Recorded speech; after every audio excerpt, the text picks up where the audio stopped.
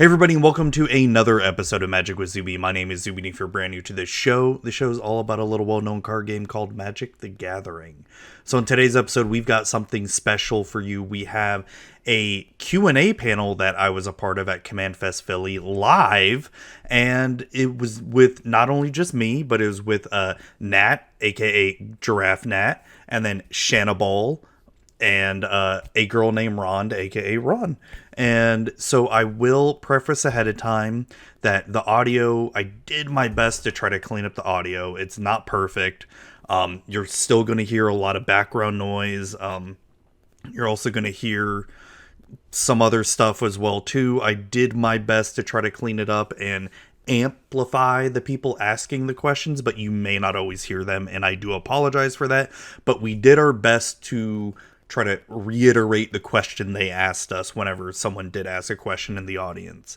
So I hope you really enjoy it, but before we get into it, let me just give a shout out to my sponsors, cardsphere.com, the best place to buy, trade, and sell your Magic singles or sealed product, and altersleeves.com if you want to bling out your EDH decks. Use promo code Magic with Zuby on checkout.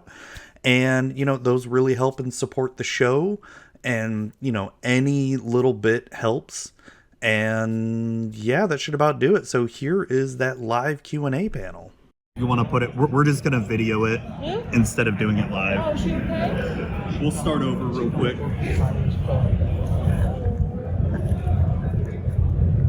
How's that? We're going to start over real quick. Just From the top?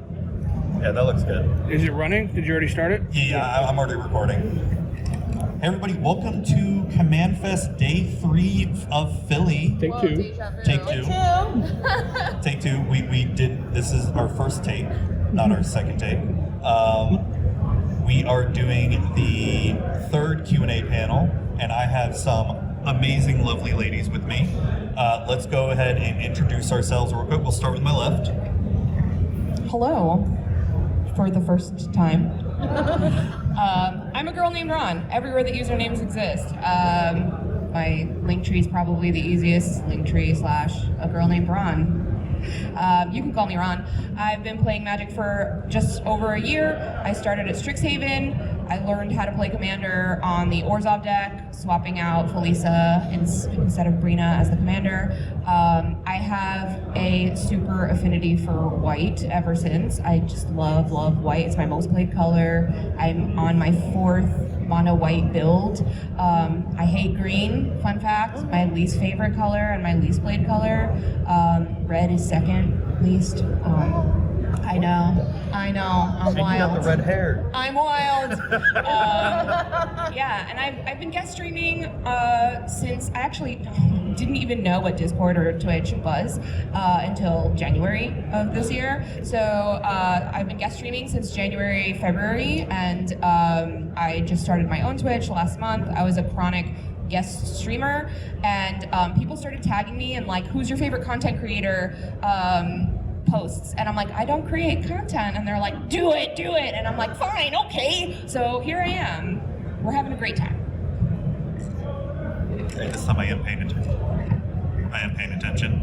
My name is Zuby. I do a podcast called Magic with Zuby, where I interview various content creators and pro players, just really diving into who they are as people. And we'll talk a little bit about Magic, but we'll veer off into random subjects as usual.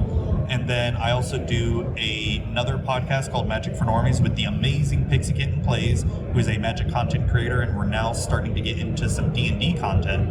We produce a show called D&D for Normies, which is about halfway through its run.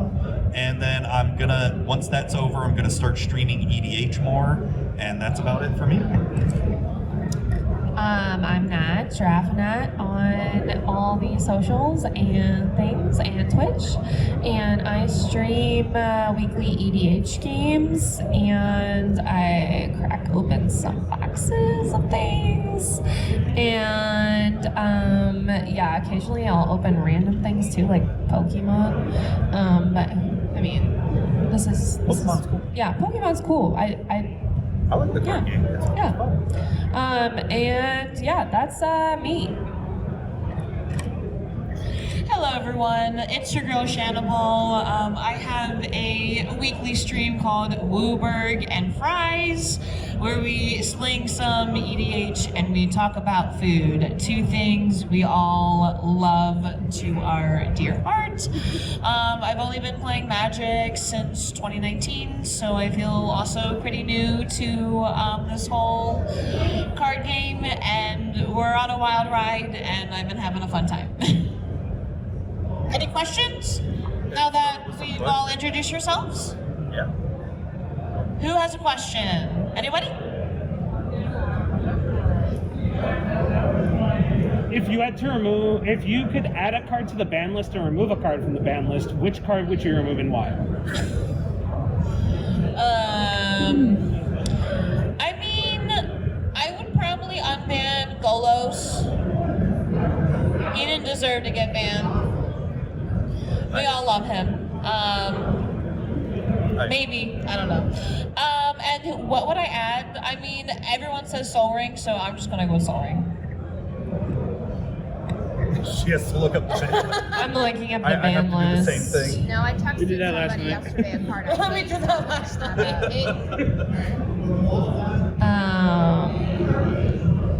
That is Yeah, that's modern. It's towards Go the to bottom. Cafe. Commander. There. Oh, easy. Lutri. Justice for otters. What would you add? What would I add? I mean, you said the card I would add yesterday, or on Friday. What did I say? You said Yuriko. I would add Yuriko. Yes, that's right. That's right. It's nonsense. It is. Jitsu is nonsense. All right, so what I would add to the ban list, I can say same stuff. Yuriko, like I said on Friday. What would I unban? If I wanted to make some chaos in the world, I'd unban Tolarian Academy. But I'm also with Shannibal. It's what I would honestly unban would be Lutri. No, what you said next. Sorry, We're the same sorry. person. Yes, I mean, it's fine. My memory is so shot after this weekend. But yeah, justice for Lutri. They did not deserve to get banned, and I'll stick by that. Okay, I've got two answers for this. I've got two that I'd unban and two that I would ban, and they both come with a story. So I'll start with the unban. First of all, braids, because that psycho needs to see the light of day some more. Like, I just freaking love that card. Yes, hell yes, braids. Sorry, can I not do that? Are there kids here? Yes, braids. The second one is Hull Breacher, because my first deck that I ever built, like on my own, was a mono blue sea creatures deck, and I was convinced by my LGS that I should buy singles for it, and I bought Hull Breacher days before it was banned. And I never got to use it, and then I ended up pulling like two more just to fucking spite me. So I wish that it would get unbanned so bad. But two cards that I would ban. The first one, because I played against it yesterday, and the mono green hatred is deep. So Forgotten Ancient is one, and it was no fun. And the second one is Dockside, because I play, my pet deck now is a colorless all artifact deck, and Dockside loves that deck, and I don't love Dockside, so that's my answer. Great question, thank you. The trauma is deep. Okay, so Nat and Ron, you get this question, but Zuby and Shannon, you get a different question. Sure. Okay. So for you two first, what commander is the bane of your existence and why? The commander that's the bane of my existence, I'll start just because the mic's already in my hand. So the bane of my existence is probably Lathril. It was gifted to me when I was learning Commander, and I only played it like once, and I was like, this sucks. Which is like, I understand why they gifted it to me, because I love, mythical creatures, I love Lord of the Rings, I love elves, I love forests, and pretty things and whatever, and it was like right up my alley. But I found it really hard to keep track of as as a new player and learning on it. And then when I got the Orzhov deck, the Strixhaven Orzhov deck, I played against another person learning, playing the Lathril deck, and it still fucking sucked. So I just like absolutely hated it from day one, hated playing against it, and every time I see elves, I'm like, ugh, elves. And I think that's where my green hatred started, so it's probably Lathril. I know that there are worse commanders out there, but for me personally, like personal. Lathril deep in my soul is like not fun. Mine's still Yuriko. I can't. I will play games against Yuriko. I just internally I am like dying inside. So yeah. And then the question for Zuby and Shannibal, what is your favorite token type, like subtype? What is my favorite token subtype? Yeah. Ron's probably gonna hate this answer. It's elves. I was like, oh, is it It's elves. Because elves was my first modern deck and my outta first here. legacy deck. And I still have a very soft spot for elves in my heart. So when you said Lathril, I'm like, I'm dying inside. But I totally get it. Lathril for a new player is a bit daunting. It gets hard, but I will forgive you for that. Shannibal, switch seats with me. What, are you gonna deck them? Just kidding. All right. So a more nostalgic answer would be rhinos, because my first pre-con was Girid. And he holds a special place in my heart, but I actually switched him around with Atla. So now my favorite tokens are my little eggies. Oh no, So. mine are inklings still. So my little eggies. Anybody have a next question? All right, Will? Yeah, if you could get your favorite card redone by another Magic artist, what card would it be and what artist would you choose? I know my answer. For example, I know would my choose answer Solid too, I just Rock don't- Know your answer? Okay, let me think about Oh, that. okay. I know that. Okay, I'm gonna pick all of the Magic cards, and I'm gonna pick Dominic Meyer because I'm obsessed with Dominic Meyer's art. He actually streams on Twitch doing his art. If you guys ever want to watch, but yeah, I'm obsessed. I would just I need 10,000 secret layers. So my favorite card being Snapcaster Mage. I'd love to see a Nils Hom version of Snapcaster Mage. Because I love Glimmerbard, or Baron, or however you say it, and I love his art.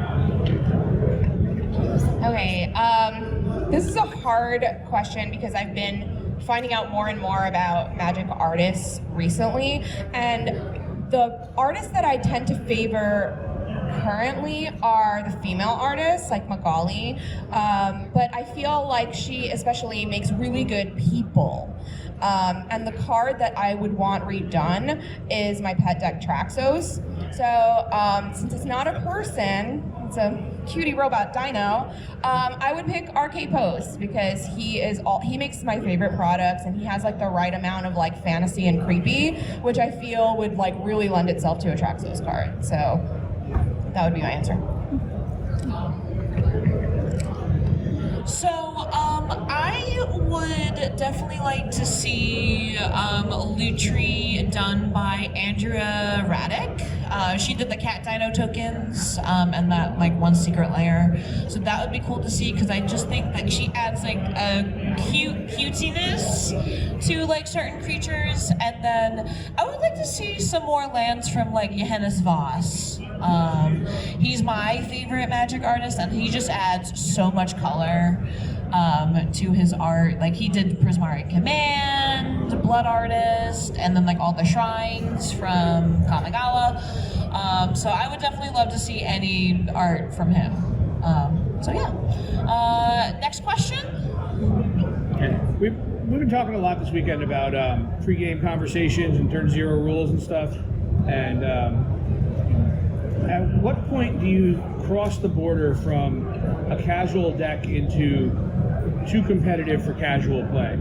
You're not to the level of a CEDH deck yet, but you're definitely on the high end of the power level of casual. And at what point do you say that deck's too strong to play in a casual format?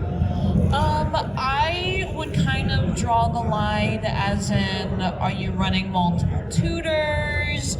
Do you have multiple win cons? Do you have any infinite combos? Do you have fast mana? Those are kind of like the checklist that you should probably go off of to really, I guess, counteract to be, I guess, more higher than casual if you have any of that criteria, I think. Yeah, definitely fast mana, infinite combos, tutors, and then kind of taking a look to see how often you're winning on what turns. I know it's kind of tricky to keep track of turns, but if you can kind of get a sense of when your deck is really like taking over the game, that'll help a lot, because then you can be like, well, this deck usually does this around this turn. So that gives people a better idea, because they can compare that to how their deck works as well. So, 2 really good answers. The only thing I would probably include with that is looking at a lot of the powerful staples. Like, go to EDH Rec and look at a lot of the common staples, and are your decks running those? Like, Smothering Tithe is a good example, Ristic Study, Dockside, and if you're using those even though your intention may be casual, it's depending on the table that you're playing at, it may be a little bit too strong. So it's really try to go in with the idea of how you want to build this deck, what's your intention with it, and try to go from there. But everything else you two said, great answers. I agree with everyone's answer. It's always hard to go last with a question like this, but and I wouldn't say I include this in a Rule Zero conversation. This is not something that I ever ask or talk about, but it's something that I don't enjoy in a casual game, and that's like constant or excessive removal. If I feel like I'm playing against a deck that is just playing solitaire and I'm not actually playing the game, then I just don't find that enjoyable. And it's like that doesn't really have anything to do whether or not it's casual or too high power, but it just doesn't make the game enjoyable to play when you're just sitting there watching somebody else play and it's just you sitting there, and it's like, okay, well, that to me, when it's not enjoyable, it's not casual. Right. So to me, it's kind of like, is it fun? Is this going to be a fun game? Are we going to have a good time? Or am I just going to sit here watching you do shenanigans for an hour? Because like, that's boring, you know? 100%. So that's just my add-on. Good question. You're doing great, Steve. You're doing great, honey. All right, what's a color identity that you want to know you just haven't found? Probably green, because I hate green. I have one deck with green in it. It's Lathiel, the unicorn. It's green-white, and it's primarily white. So a bulk of the colors in it, it's probably like 60% white. But I'm trying to like dip my toe in green. So green's probably the next deck that I'm gonna build that I'm like dreading building, because I just don't have the card knowledge because I've avoided it for so long. Yeah, I want to build bears. I'm probably gonna build Ayula, but I haven't settled on it yet. I have a couple ideas. I wanted to build Wilson because I like Keyword Soup and I like Voltron, but everybody's building Wilson and I find that so freaking boring. When there's 50,000 people with the same freaking deck, there's so many amazing, I can't tell you how many legendaries there are in Baldur's Gate, and there's so many really good ones. I drafted Baldur's Gate several times and I made builds that I never thought I would ever make, and there are so many amazing great other options for commanders in this set, and like bajillions of people are building Wilson, and I'm like, snooze fest. So, you know, I kind of lost my zest for Wilson because it's too hype right now. So, but something, I'll build green soon. Green is my answer. For me, I think it would be Abzan. I did have a Cathrall deck because I really enjoyed it, but it turned out to be a pain in the butt to keep track of with all the lifelink, indestructible counters, and all that. I mean, I feel like for me personally, there's just not a lot of fun options in Abzan. And going based on what Shannibal said earlier about rhinos, we need a Siege Rhino commander. Let's bring back Siege Rhino. I just pulled a Siege Rhino. Oh, whoa. Yeah. I can give it to you if you want to build. I would probably say is it only for the fact that I was literally in the process of building a Lutri deck when it got banned. So that was kind of like a kind of stab in the gut where I was like, well, I could build a different deck, but I was so set on it, and now I'm like, ugh. So probably is it or red. I don't play red at all. So yeah.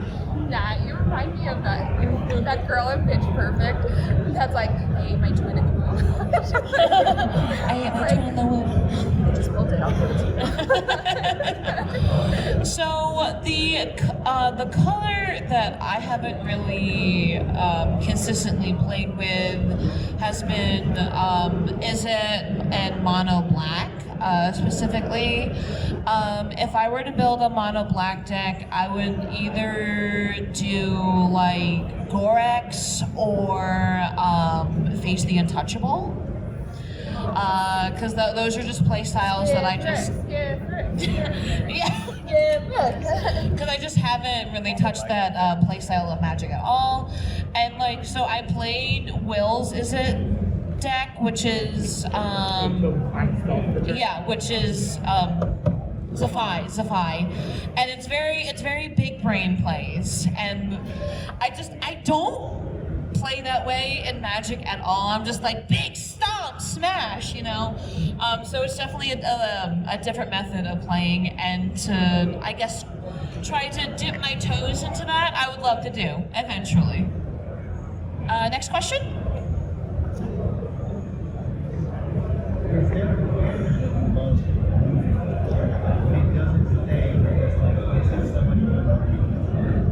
Oh, I've got mine. Okay. So much fun to lose to? Oh.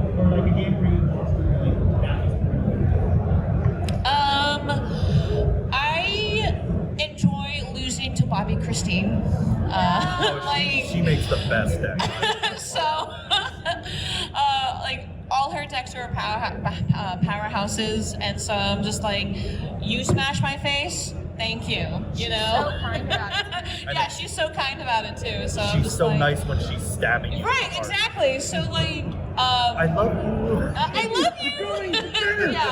So, I don't mind losing to her, which is fine. But like, if I play a game where I see a deck performing well, and it's like, oh, okay, yeah, that was really cool. I accept that defeat, and like that is like kind of enjoyable.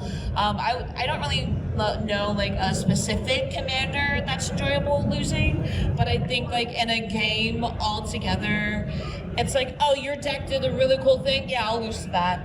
That was cool.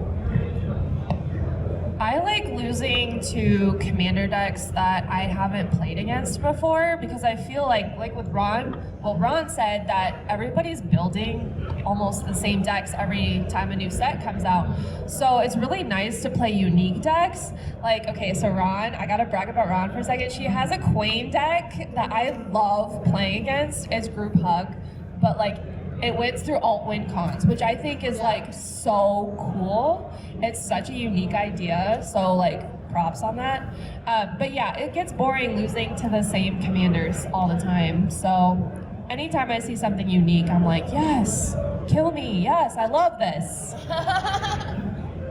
So my favorite commander that I love losing to is my good friend Food Time, whose also name is Matt. He plays a Sirkara Storm deck, mono red Storm, and it is the most fun way when he goes off and dies, because it's not your typical kind of Storm Grixis deck or anything, and it's just so much fun when he goes off, because he won't go off on like turn 3 or 4. It'll be like, 7, 8, 9 or something. It's more of a casual Storm, if that's a thing. but it's so much fun when he goes off though. Not elves. Okay, I have two answers. One is dinos. I was surprised to really enjoy playing against a dino deck, and I was like, that was pretty cool. And I kind of like almost wanted one, and I was like, who am I? I don't like green. But yeah, I liked dinos, and I'm sorry, Nat, but Yuriko, I've enjoyed getting pummeled by Yuriko. Like, it's fast. So, like, I don't even see it coming. It's not a slow, painful death. I'm like, if you're gonna kill me, just freaking murder me. Like, Yuriko is a good deck to lose to. I'm like, cool, you did the thing. You got there. Good for you. Sorry, Nat. It's okay. I think you just need to play Yuriko, and then then you'll feel better about it. Just once. Even I'm not that degenerate. And I play Grand Arbiter, and I'm not that degenerate. I don't know. I've been told I'm degenerate because I play Toxrill and Skithrix. Skithrix is okay, but Toxrill, that's where I draw. But that's why I built a group hog deck, because You felt bad? no, I didn't. I'm evil. But one of my friends was like, all your decks are mean. And I was like, no, they're not. They're like moderate at best. They're kind of cute. No, but they're mean. And I was like, you know what, just for you, I'm gonna build a group hug deck. So I was like, I want it to be like the group huggiest group hug. I don't attack with it. I only win by alt win con. There's like 12 or 13 alt win cons in it. I don't tutor for them. If they come up, they come up. If they get countered, oh well, F my life. But like, it works really well. I've won with it, surprisingly, but it spends the whole game dealing fun times to the table, and everybody loves to play against it, and I feel really stress-free when I play it. So I was like, wow, this is wild. I never thought this would actually be like a deck that I'd enjoy. I just built it for the lulz because everybody kept saying that my decks were mean, and so it's one of my favorite decks to play right now. So, yeah, thank you. What's that? Oh yeah, Triskaidekaphile's in it. It's a blue-white, so yeah.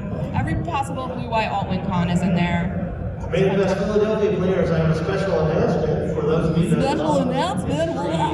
Seal. We are going to raise the cap on the mystery sealed event that's about to start in 15 minutes. Wow, So 15 minutes, everybody! Come down now. So if you wanted to get into that mystery sealed event, we've raised the cap on Melee, or you can register here up at the registration desk. So the mystery sealed event cap has been raised. Feel free to get registered now at the desk or on Melee. Thank you very much for coming to Commandfest Philadelphia. Okay. Thank you. We got All right, he had a question back there. Yes.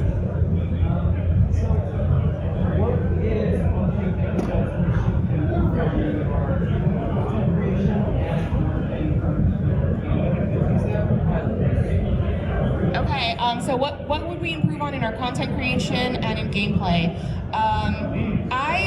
I'm going to start with gameplay. In gameplay, I haven't built anything that makes a lot of things or pops off in a way that the board state's like super busy or makes, you know, a lot of like chain reaction type things. So I'm interested in kind of building something like that because that's not something I've done before. And I feel like that will help me understand how to beat decks like that as well. So, and I played against a lot of decks like that, but I personally don't have any. So if I build one, then I'll understand the mechanics a little more. So that's something I'm looking into. I don't have anything CEDH, so I want to venture into CEDH and build at least one deck and kind of see what the more competitive, faster paced world is like. A lot of my stuff is like mid or mid-high. And what I would improve in my content creation, I'm very, very new. So I don't have like super professional high quality stuff. I want to improve on my quality. I want to maybe learn to edit things so that I can post videos to other platforms that benefit from like shorter videos, truncated things like YouTube and, you know, TikToks and stuff like that. I think that would improve my reach and improve my success overall, but that's just, I'm very new, so it's just not something I've delved into yet, but I think is where I'm going next. So I'll start off with the gameplay one first. The one thing that I know I want to improve on better is actually knowing the card pool, especially the past couple years. I sort, because I used to keep up with every single set, know like almost every single card, but like the past 2 to 3 years with just the amount of cards coming out, I just can't keep up with it anymore, and I just get so lost. And there's so many times, and I've been playing Magic since Urza Saga, that now I have it's so fast that I have to be like, what does that do? What does that do? What does that do? And I feel bad because especially over Spell Table, there's a lot of times you just have to stop the game, stop the stream, and figure out what's going on here.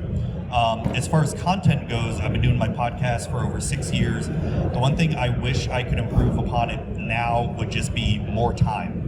I have a full-time career, a family, and doing this podcasting is I'm a one-man show. I'm the editor, marketer, do everything, and I wish I had more time, but there are some times where I have to rush out content because I just don't have enough time to do it. That'd be the one thing. I mean, shit, I wish I could hire a social media marketing person for it, because it's like it just takes up so much time to be able to do that stuff. I'm semi-retired. For gameplay wise, I have ADHD, so I miss triggers a lot, and I'll miss things on the board that I should see and should know about. That happens pretty often with me. I'm trying to focus more, but I mean, I can only do so much. And then, yeah, it is tough. And as far as content creation, I really want to diversify more and do more written content as well. I've started a little bit. I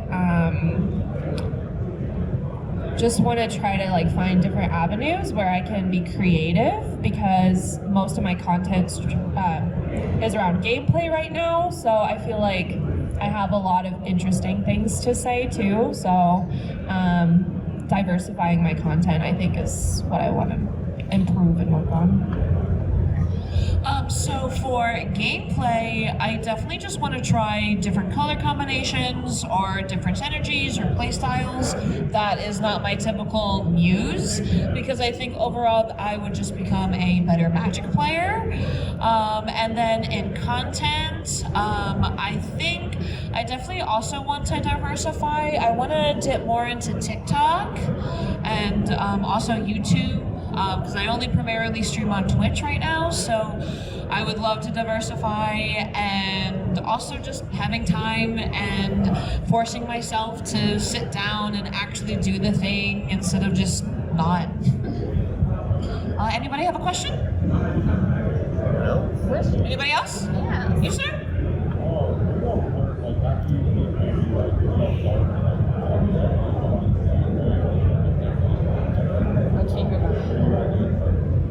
I'm sorry, I can't hear that. When you decide on a commander to build, where do you start your build from? Okay. So I typically start at EDH Rec, as most people do.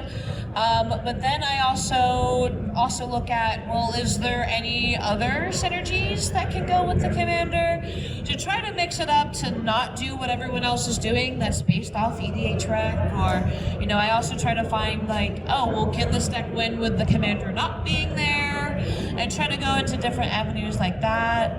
So that's kind of how I try to do my process. It's like, okay, well, this is cool and everyone's doing this, but how can we make it a little bit different and add a little pizzazz?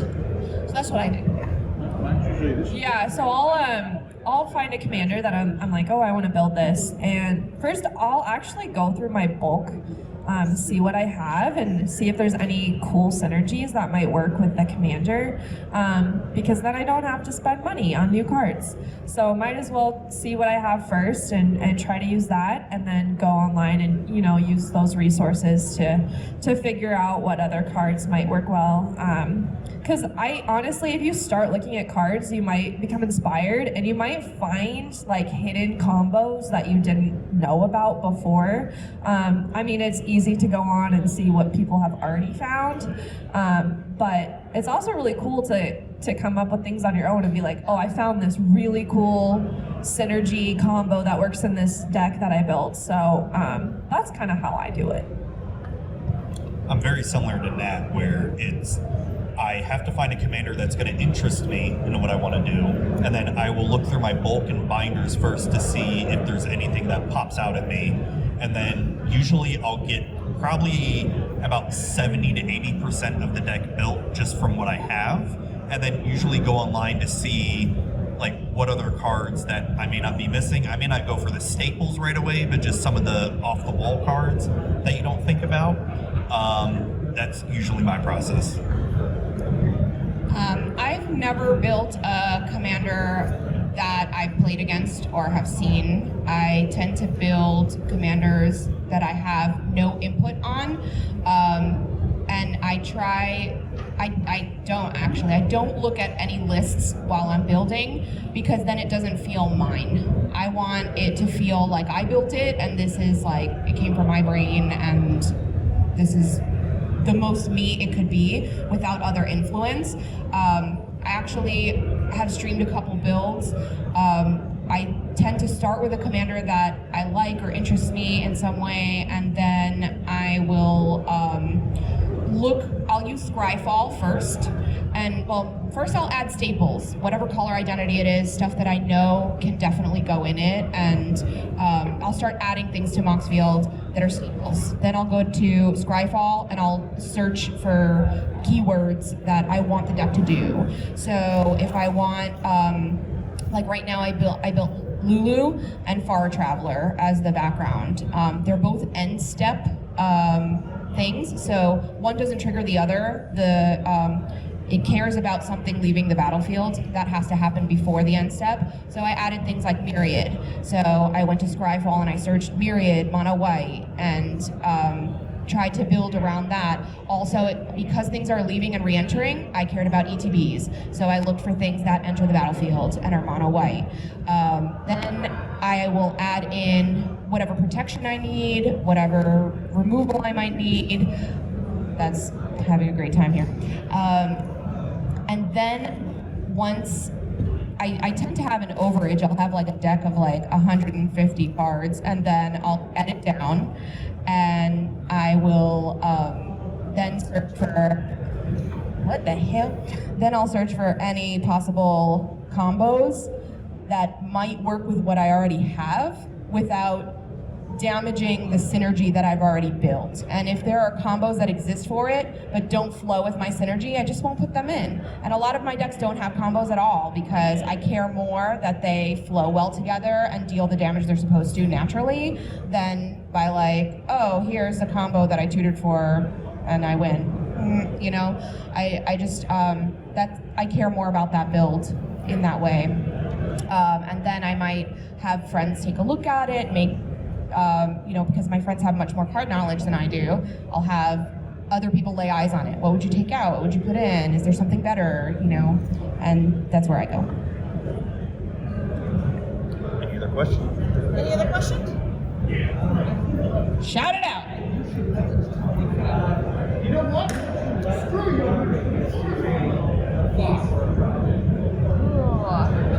Who would I like to collaborate with? Oh my gosh. I mean, everyone. Actually, I don't know. That's a really hard question because there's so many amazing creators out there. I probably would like to, you know what, I'm gonna go last because I need to think, but I mean, there are some that come to mind, like Joe from Tabletop Jocks. He and I are in a D&D group, so we're playing together in a different avenue and not through Magic, but eventually I'd like to play Magic with him. I'd like to collaborate with some great female creators like Olivia.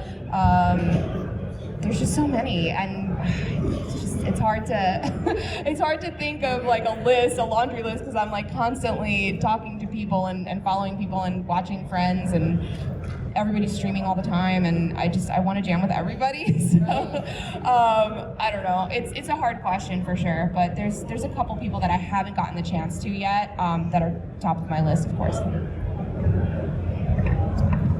So as a podcaster, I've got a spreadsheet of names of who I have either guest or interviewed or that I'm planning on contacting soon, and y'all are on it. Even a lot of the content creators that are on here are on it. Looking at these two, looking at you, and it's a lot to schedule. Yeah. That's the thing. It's because I don't want to schedule too far out, but I also don't want to schedule too close. I don't want to reach out to too many people at once. I usually do it in small little chunks. So there's a lot of people on my list, and it's too many to name. So there's a lot. Yeah, there's a lot. I ended up having to reschedule quite a few things this weekend because I was like, oh, I'm going to Philly. I won't be there. There's so many, but probably Michael Sinclair, Michael Kritz. We both live in Denver, so we're already in talks to get together, but just so awesome to have people near me, because I feel like in Denver I'm not near a lot of people. So That's how you feel in Florida. yeah, so that'll be good. So I would love to play a game with Posty. So that would definitely be a goal of mine. But I also would love to create content with more constructed formats and try to get into that. With who, I don't know. I'm open to ideas and suggestions, but I definitely want to play like more Pioneer or Popper. Anyone have any other questions? I've got a question. Sure. So as streamers and content creators, what do you feel that you bring to the Magic community? Oh man, this is gonna be like the most arrogant answer, and I'm gonna sound like such a d-bag. But I think what has made me grown as fast as I have is that I'm very personable, and people like to watch me because I kind of say what's on my mind, and I'm funny and I'm witty and I say things off the cuff, and I make a game interesting where it's not just like gameplay, snooze fest. Like a lot of people love to play Magic but don't love to watch Magic. And so I think to be a good content creator, you have to be a dynamic personality, and not in an obnoxious way, which is why I did like jokey streamer voice, because I said that I kind of think it's funny when people don't talk like that in normal life, but then they're like, hello, welcome to my Twitch stream. Wow, we're playing Magic the Gathering. And I'm like, whoa. Like pre-game talk, it was like, all right, so what are you playing today? And I'm like, okay, we're about to go live. I'm like, cool. And they're like, what's up? Welcome to my Twitch stream. And I'm like, what? I don't know what to do now. It's awkward. So I don't know. I think for me, it's just being fun and really enjoying the game. And I think when people see you enjoying the game, it becomes watchable. It becomes fun to watch. And that's really content. It's not, content creation is not easy. It's not just pressing a button and playing a game and having people watch you. It's being a personality, and I don't have it in me to not be myself, and I think it just comes naturally to be a personality. I'm not stage fright, I'm not stage shy. I'm just like, I can be on whenever, and I'm like, I'm not afraid to make a fool of myself, and I think people find that adorable, so here I am. Yeah, if you haven't been on my Twitch and watched the game I played with Ron and Nick over here, it's a hoot. That's all I can say about it. And so my thing is, I want to inspire people to play Magic. Really, like that's my main goal. I feel like oftentimes, especially on MTG Twitter, there can be a lot of negativity going around, and I feel like that doesn't help out new players that want to get into the game. They see that and they're like, oh, this is intimidating. I don't want to be part of this. I don't want to be in a toxic environment. So really my main goal is to like make the EDH scene as positive as I possibly can for people, especially for those new players that are coming in. Like, you want to make sure they feel welcomed and make sure that they want to play the game forever and not, get deterred by sad things. Well, lovely answers. I'm not sure what else to add. I also want to add like a positive experience to my stream, and and have everyone welcome to make sure everyone's having a good time, as well as sharing memories of food or whatever, because Wooberg and fries. But yeah, any other questions? Right here.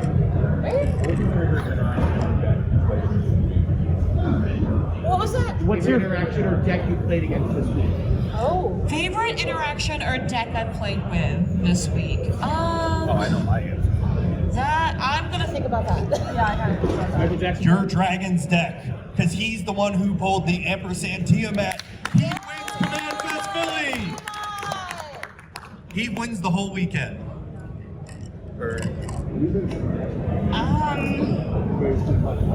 Oh my gosh, probably. So last night I had this wild pod. I played the lightning round, and I can't remember who the commanders are even, and I'll tell you why.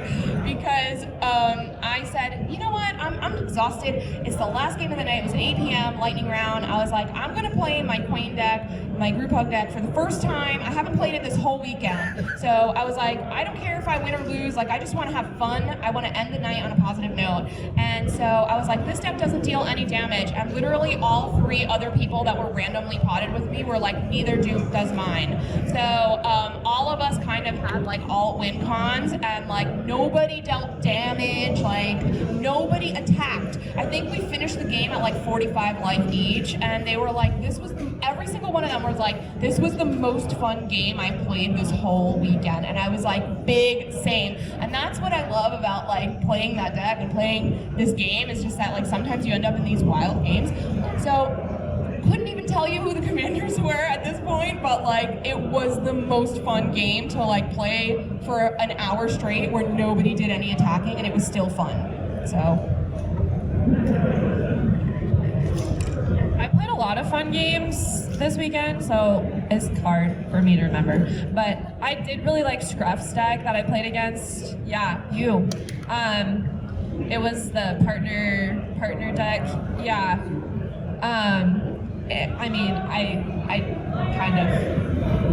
I one-shot you for 90 something damage, but it was still really fun. After you said partner, it triggered a memory, and I did enjoy a Peer and Toothy deck this weekend. So that was fun.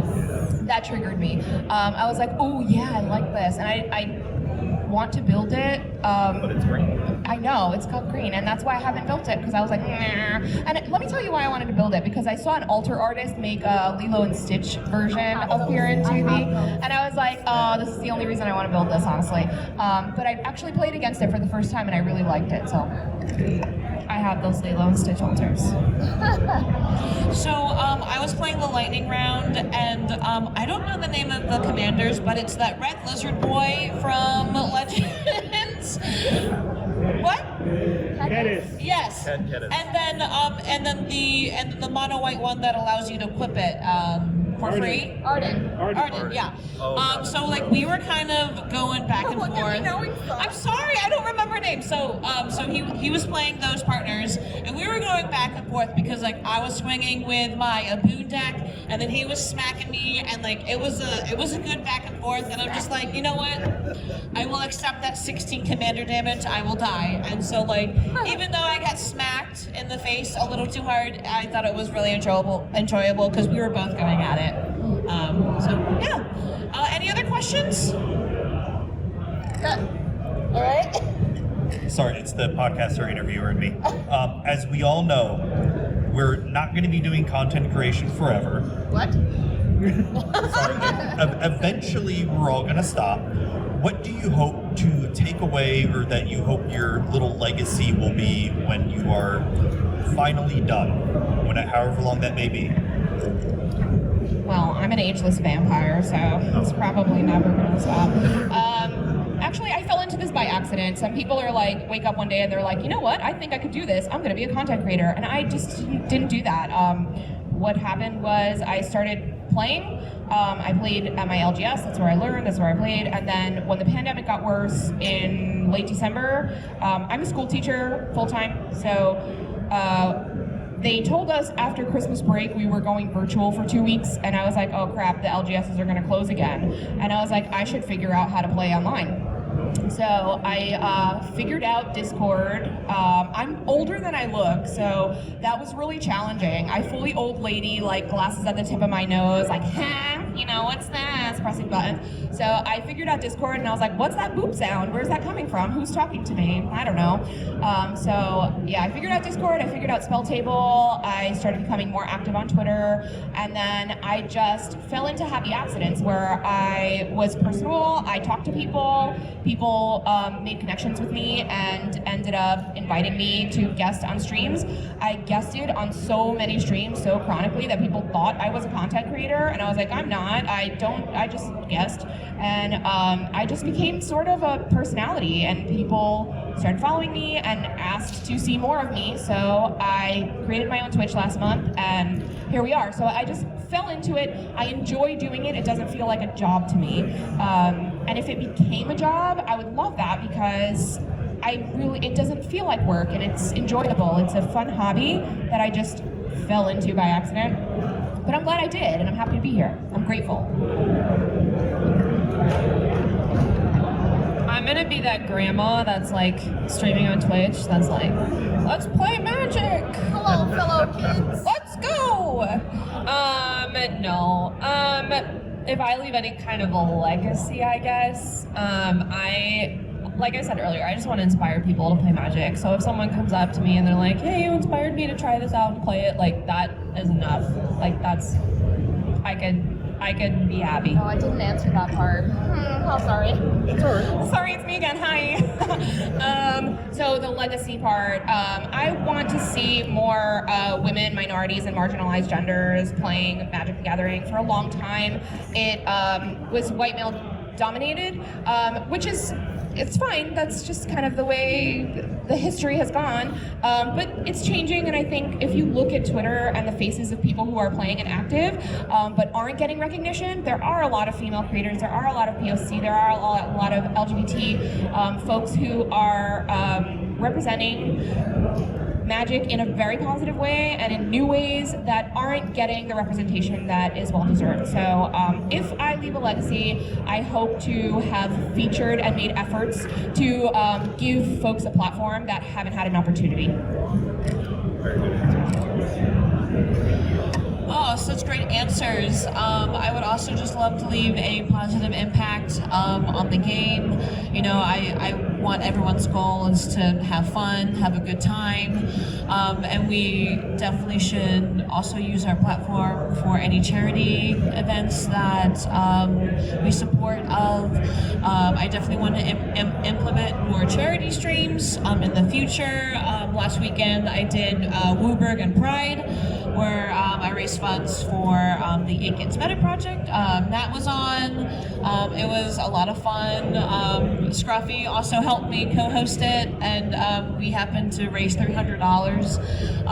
And I thought that was amazing that we were able to do that. And so I want more positive impact in the same light as that. I think I want to do charity streams like once every 3 months to kind of do more positive work in that aspect for sure. I think that would be October, and I think October is National Addiction Awareness Month for like alcohol and drugs. And so I want to raise money for that because I had a family member pass away from drugs, and so I want to raise awareness for that. So yeah. Any other questions? Are you going to answer your own question? So one of my goals of my podcast is always to introduce a lot of voices that may not always get the platform they need. Yes, I bring on big content creators, but I also bring on smaller ones as well too. And I want people to not just know the Magic personality, you know, what they do in Magic, but also who they are as people as well, because I feel it's very important, and not people don't get to know who some of these personalities are behind the curtain. So one of my goals is always to try to introduce a lot of minorities, POCs, LGBT members of the community, and I hope that I can just show, have that legacy that my children can be proud of, that, whenever I'm gone, years from now, that my children can come back and listen to me, hear my voice when they need to. And I hope that I can bring a positive impact to the world of Magic by bringing so many people on this platform. Shannibal and I are going to do a two-man show of Hamilton after this, so if you want to stay.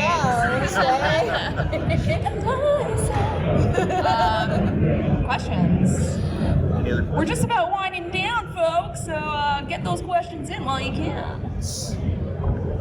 Or come up to me. I'm kind of hard to miss, and ask me later. I can't hear you. You're over time. Yeah, we are. Well, we started late, alright, so give us the full hour, okay? Just kidding. You're That's doing the event great. organizer in me, so. So if that's it, let's all do outros then. That's it. All right. I have the mic, so I have the power.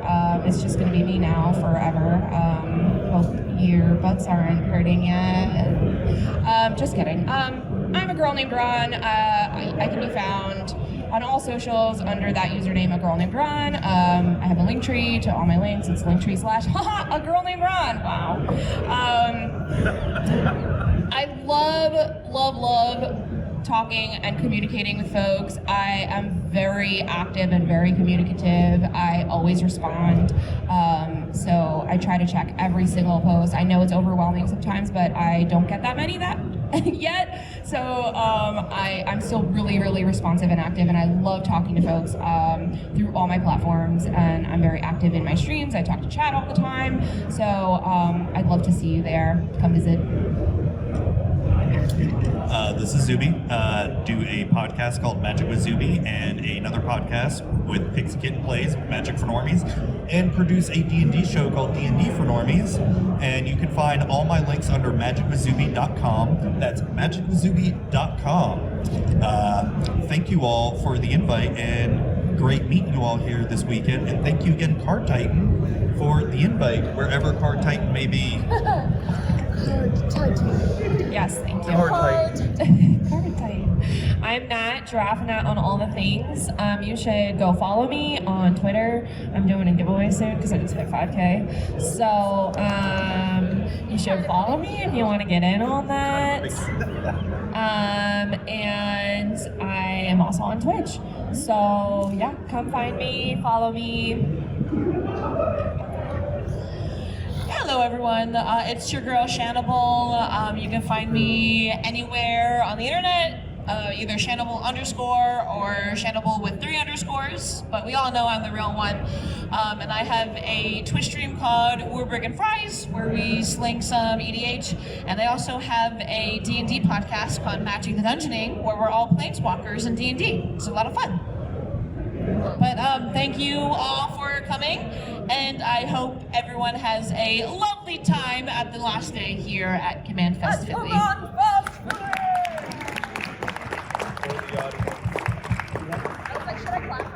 Thank you all for listening and watching. I hope you enjoyed it as much as I did. I loved being at Commandfest Philly. It was so much. It was a lot of fun. It was just great, and I can't wait to go to another Commandfest. So yeah, thank you all for listening and watching, and thank you to my awesome the other panel hosts as well too, Nat, Shannibal, and Ron. They're all freaking awesome people. I wish I recorded the first Q&A panel we had on Friday, but I didn't think of it until Sunday. So well, there you go.